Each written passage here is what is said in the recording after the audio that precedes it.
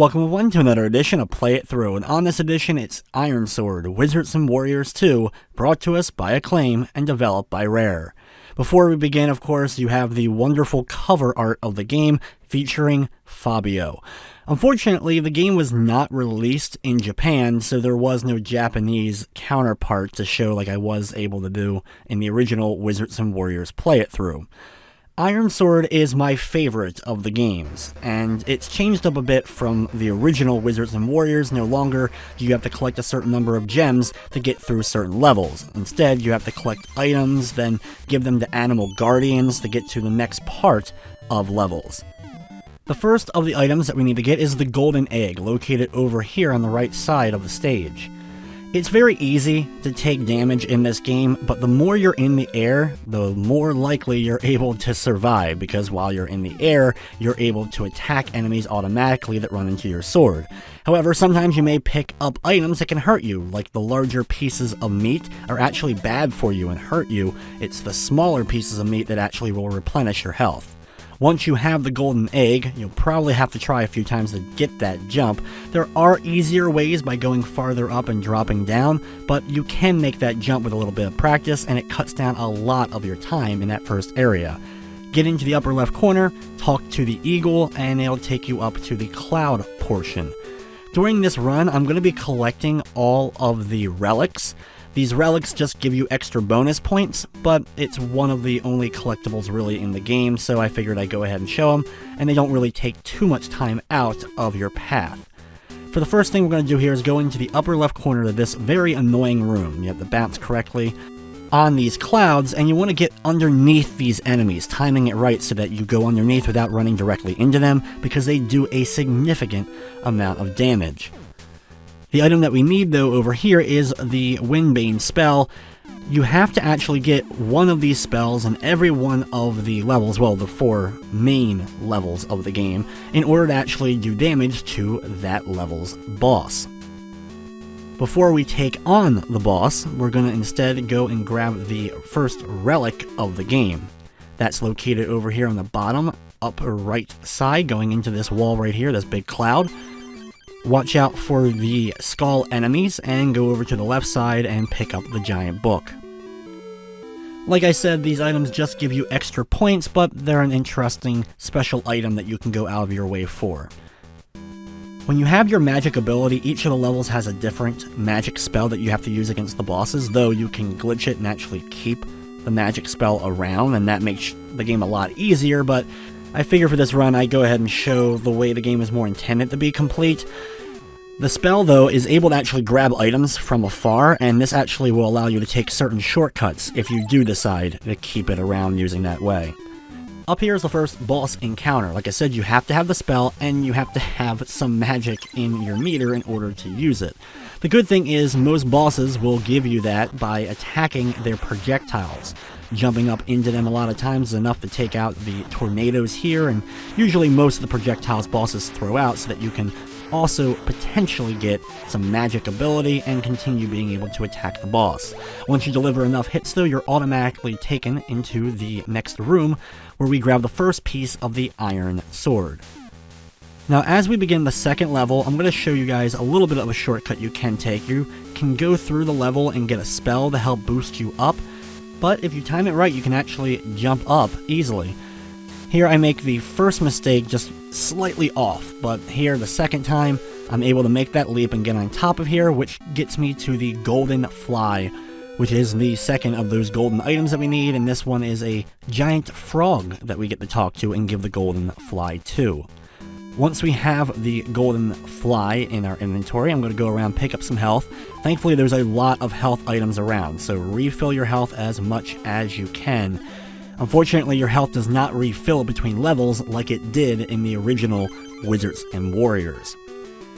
Once dealing with the frog, we now drop down. There's a few more items that we can grab along the way here before we're in the next boss chamber. Of course, we don't have the spell yet, so we got to go after that, as well as we're going to go after the next of those relic items. Be sure to grab this key. We'll need it in just a bit in order to open up the chest where the spell is. Now, these guys are some of the worst enemies. You can walk through them when their eyes are closed. That's something that I didn't actually know for a long time. I figured if you just walked into them at all, it would hurt you. But you can walk through them when their eyes are closed, and you have to time it just right so you can make it through.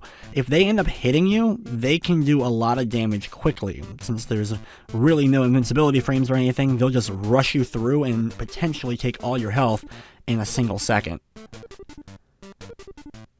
Once we're back out of that room, now we're going to go down into this waterfall and into this underwater segment. I always thought this place in particular was really cool. The underwater zombies and skulls and stuff flying around was just a kind of cool vibe to everything.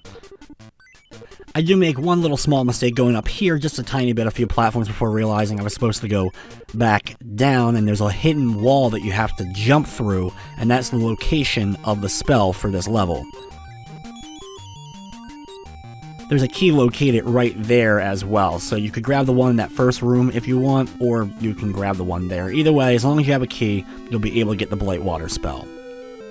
Thankfully, we don't have to worry about gathering magic, really. We can actually get a pretty full magic meter in the chamber with the boss. There are thankfully a few, kind of hidden caches of magic located in certain areas of the game. And knowing those locations can really end up helping you out certain bosses in the game. Up here, we're going to open up this chest and get the Silver Fleece spell, so it's a good idea to grab that extra key and use it here. The Silver Fleece spell, get as many of them as you can throughout the course of the game. These allow you to go kind of invincible against projectiles of the bosses, and during the final boss is where I'll be using everyone I gather during the course of the game. Over here to the left, when we pop out of the water, we'll get that cache of magic, and this gives us pretty much enough to take out the boss. Then you want to get up close, and you need to fire upwards. You can actually hold the directional buttons in that direction and fire diagonally up, and be able to hit him directly in the mouth. Don't go too far away so his projectiles hit you, but as long as you have a decent enough amount of magic, you should be able to take him out and move on to level number 3. As we begin level 3, we have to work our way up kind of a long tunnel-like area, similar to the tree in Wizards and Warriors 1, that stage where you had to work your way up. And once we get to the top of this area, we'll be popping out into the Volcano level.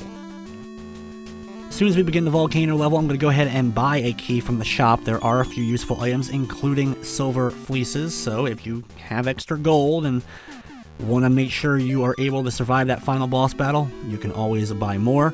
Here you need that chest key in order to open this chest in particular to get the Fleet Foot spell that we use in order to grab the next golden item. To get it, we're going to have to work our way up here, and you want to go through this door, and you'll know you're in the right one when you're on this yellow platform. Then use the spell. You have to hit select and all to use it. And when you hit the slope, hold right on the D-pad. Don't try to jump, don't press anything else, just hold right. If you've used the spell and hold right, you'll go over it. If you don't, you'll fall back down the other side and have to go back up the volcano. That's always been a spot I've had trouble with. As a kid, I would spend probably an hour or more sometimes just trying to get over that, and then just kind of dumb luck figuring it out, but never remembering that it was just press right and you get over it. It's kind of like TMNT, the first one, being able to just walk over certain gaps, right? After we get that, though, we're going to head into the Dragon's Lair, give him the crown, and go to the top where we can enter into the volcano. Now, this is the location of the boss, but we need to get the spell first, and we're also going to be picking up the relic before we take on the boss itself. These annoying flying guys, try to jump up into them in the right direction so that you can actually take them out. They can deal a lot of damage to you. This room contains the chest with the magic spell, so grab the Fire Smite spell. And this is actually not too bad of a room. You gotta be kind of careful because you can take some damage if they hit you from behind. But the skeleton projectiles will allow you to pick up some magic. And you don't need a whole ton if you end up getting good with this boss. But this boss requires specific timing in order to actually damage it. So you may want to get a few extra bits of magic before attempting that boss encounter.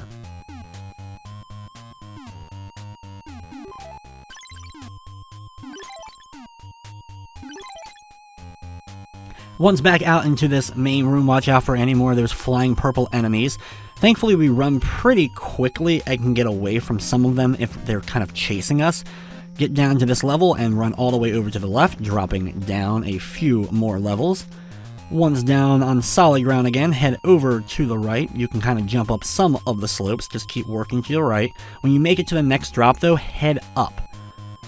Jump over to the left side and go inside this wall. This is the location of that next relic.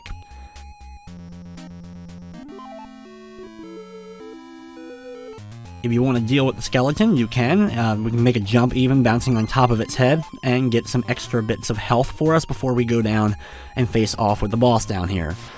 Yep, it's definitely an interesting one for sure, and you have to attack it by throwing the projectiles directly into its mouth.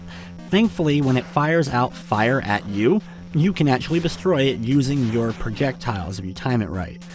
They do a decent amount of damage to you, so a lot of times if you see one coming directly to you, just kind of jump over it, but you want to consistently be firing out, or he may get a couple of fireballs out at a time, which will make it harder to dodge them. You just kind of got to be patient with it and get that timing down, but once you do, you should be able to take him out and move on to the next level.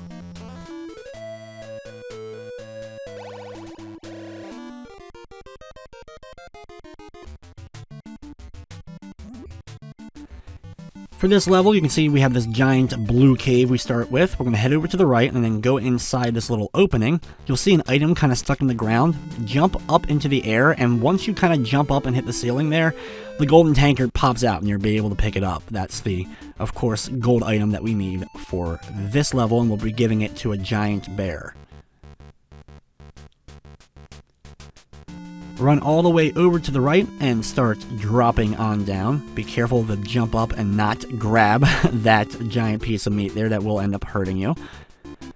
Keep going until you see the ledge above you. Jump up here, watch out for the ghost enemy. That guy can be really annoying. There's an extra life here, thankfully, and then go inside the cave. Here we have a few more of those very annoying dropping circle enemies that will do a lot of damage. Up here, you find a hidden room that contains a bunch of health items, so you can pick up a bunch of those. Then back in this room, you kind of want to bait the one circle. You can go down to the previous platform to do that, and then you need to kind of do a short jump up in order to grab this relic. Like I said, they're just for points, but just a fun little extra collectible to keep an eye out for and go after throughout your runs.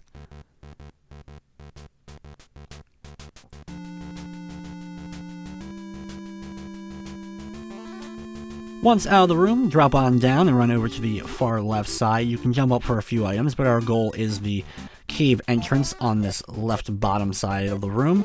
Then you can jump up a few platforms to give the next guardian the golden tankard that we picked up just a little bit ago, and he'll allow us to pass. Once we're in the next room, make sure you grab a key. Thankfully, there's one located right here. And then jump up into this opening, and you'll find the treasure chest that contains the spell that we need for this, the Earth Scorch. This boss is probably the one I'm the worst at as far as gathering magic beforehand. The enemies can be difficult, like the bats, for example. Trying to take them out and actually gather magic just doesn't end up working for me a lot. So I usually prefer to just take on the boss and grab it that way.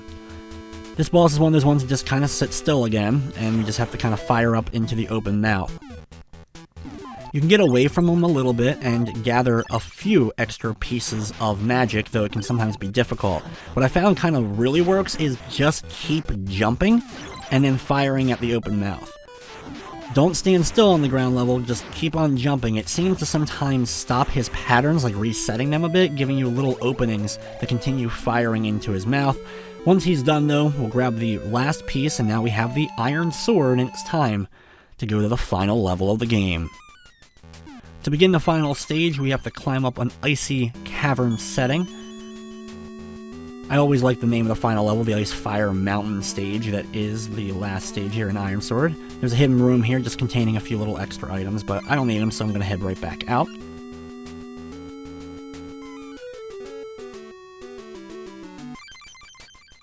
Thankfully, it's not too hard of a platforming segment. There is a little bit of health throughout and some other items, so you can grab them to try to fill that health bar up if you can. Here we end up grabbing the Asp Tongue spell. If you use it in the shop owner won't be very happy with you and throw some apples at you. In the manual for the game it even says, use it in the inn for a surprise. Now there were a few weapons and the like I didn't grab throughout the run. You end up getting the best sword automatically, and going out of the way for the other items really ends up just risking more possibility of losing a life, considering you can get a lot of the other items and get through some of these stages pretty quickly when you know where to go. When we reach the top here of Ice Fire Mountain, we're going to start off by going to a shop located right here, the inn or whatever, and we're going to buy ourselves a little bit of extra health as well as a key. If you have enough to buy the Diamond Shield, go ahead and buy it. It will help you out if you have that extra bit of money to use. Our first goal, though, and why we bought the key, is to get the boots we need that allow us to jump higher, and that's what you need to get to the top of the mountain so we actually can face off against the boss. Thankfully, you don't have to worry about going around and getting any special item or anything like that. Just make sure you get the boots and you'll be able to finish up the level and get to that final boss, which is no cakewalk if you try to take it on without some of those invincibility fleeces.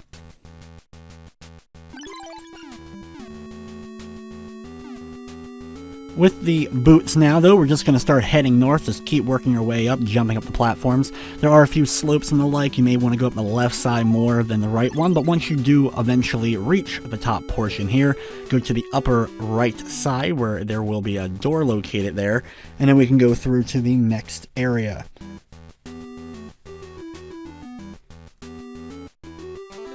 Once inside the room, you can see it's kind of a greenish tint to things. I always thought it was kind of a cool little color here. Just work your way up the various platforms. There is a poison, one of those pieces of meat, but thankfully there are some other pieces of meat throughout if you do need to replenish more of your health before we go into the final boss encounter. Thankfully, you can get a bunch of magic in a few locations throughout the final level, as well as getting it off the projectiles of the final boss, so you can use those as well. As soon as we get out of here, we're going to jump over to the right side. Here we can get some more magic and the like, but we're going to jump up just a few platforms and the final boss battle begins. Now, as far as strategy goes, you want to use those invincibility fleeces for sure, because they just consistently fire out projectiles at you. Don't go too high up, or you'll end up facing off against all of them at kind of one time, which is not what you want. You want to take them on one at a time, and basically just stay on this platform, stay on a platform, whichever one you prefer. Some of them you may want to jump between, especially if they're coming towards you. Like if you can see in their cycle, they're getting ready to circle around and run into you. Try to get away, because not only can they hurt you if they run into you, they'll knock you off the platform and potentially away from the battle. It really is a lot of patience waiting for those right opportunities and using the fleeces at the right moments as soon as you can in order to maintain invincibility from the projectiles. When you run out, though, it's mostly just kind of keep focusing on those attacks and hope that you're able to survive the last bit, whatever you end up having left. Here we're down to the final one of the elemental heads here. It's just going to keep flying around just like the rest of them did, once in a while coming in and attacking us. Thankfully, we have plenty of magic so that we don't have to worry about that. Unfortunately, I do end up losing a life here, but thankfully in this game, just like other Wizards and Warriors, we just start right back here where we were so we can keep on fighting. The boss doesn't gain any of its health back, so then we can just focus on finishing it up and then sitting back and enjoying the ending to Ironsword Wizards and Warriors 2.